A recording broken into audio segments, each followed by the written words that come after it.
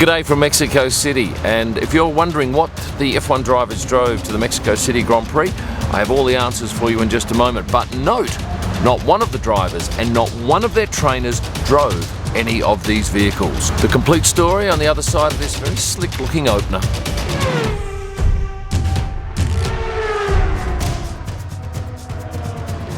So why don't the drivers drive in Mexico City? Well, it's all to do with security. This city, along with Sao Paulo, can be a little bit dangerous. So the teams go to some lengths to protect their drivers against things like robberies and kidnappings by getting private security companies to arrange the transfers. So what did the Williams drivers enter the track in? On at least one day, Nicholas Latifi arrived in a bright red Chevy Suburban. Alex was in a black one.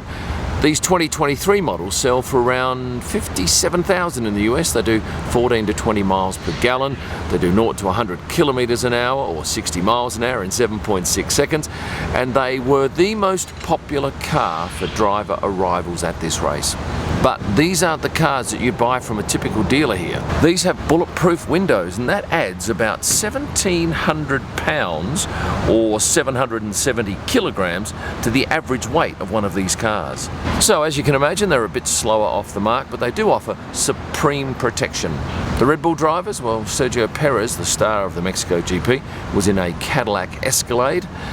2023 models start around 80,000, but they can go up to as high as 150,000. And the promo suggests it's the most powerful full-size SUV in the industry. 0 to 100, around 6 seconds. And if you like Sergio Perez, here's a chance to win a signed pic from the man. Simply go to my last video and follow the instructions in that one. Sergio's teammate, Max Verstappen, was in a black Suburban.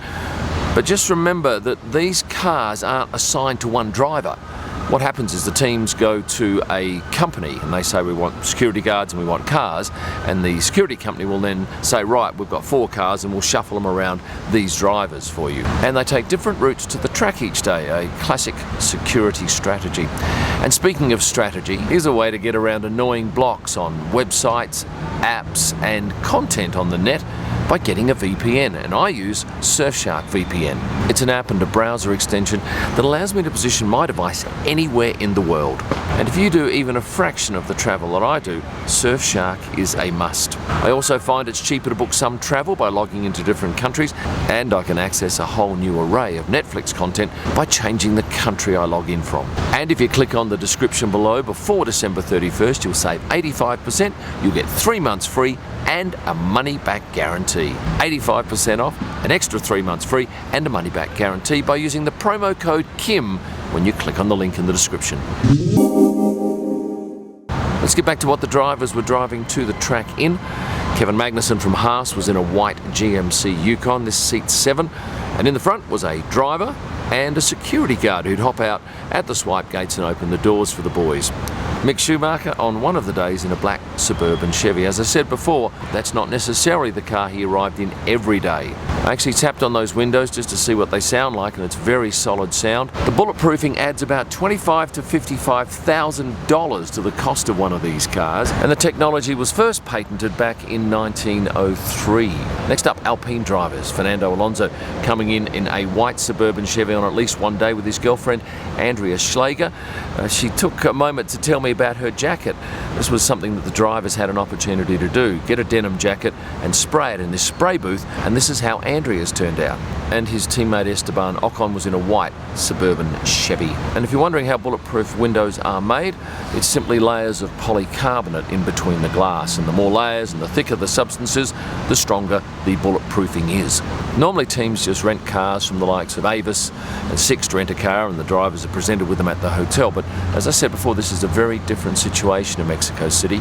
Each of the companies that provides these vehicles has staff at the track on two-way radios coordinating arrivals and departures for those drivers. Drivers like Valtteri Bottas from Alfa Romeo, who normally rides a bicycle, but he won't be doing that in Mexico City or Sao Paulo. He arrived with his girlfriend Tiffany Cromwell in a white Jeep Grand Cherokee. These start around $68,000, but remember, you have to add on top 25 to 55 more thousands to get to the price of these vehicles here. So that's an increase of 36 to 80 odd %. And Zhou Guanyu, I spotted him on a couple of days. One of them in a Jeep Grand Cherokee. And if you're wondering how the drivers go with the traffic in Mexico City, they get police escorts because obviously they don't want to be stuck in traffic and exposed, albeit those cars do have heavily tinted windows.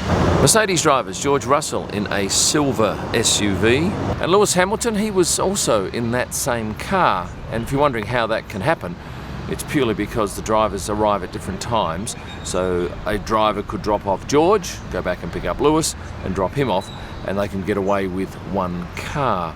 And I'm staying here at the Hyatt in the center of Mexico City, and every morning over the 4 days at about 7:15 a.m. there'd be about 16 to 20 different minibuses arriving to pick up all the Mercedes staff, and they would get a police escort to the track. AlphaTauri drivers, well, they thankfully were in something a little different. Here's Pierre Gasly in an Audi Quattro, not sure if it had bulletproof windows, and Yuki Tsunoda was in a grey CRV on at least one of the days. But they were in one of the biggest cars in the drivers' parade, this magnificent old Chevy. Did Sebastian Vettel and Lance Stroll arrive in this vintage Merc? No, they did not. This was the car they used in the drivers' parade. Instead, they arrived in Chevy Suburbans. And what about the Ferrari drivers? Exactly the same cars, probably from the same agency. And that just leaves the McLarens, and wouldn't it have been nice to see them roll up in McLaren 720Ss with the roof off like Daniel did going back to Silverstone? Of course, that did not happen. They were in Chevy Suburbans. And who was driving this remarkable vehicle? No idea, I just saw it at the front of my hotel and thought it looked rather quirky. And that is almost the end. All that remains now is for you to like and subscribe, join as a member. Remember, you can find all of my F1 photo books, signed driver prints, along with merchandise and wall art at kimillman.com. To see every picture that I keep from every race weekend, go to prostarpics.com.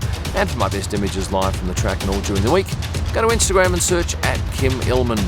Thanks for watching and stay passionate.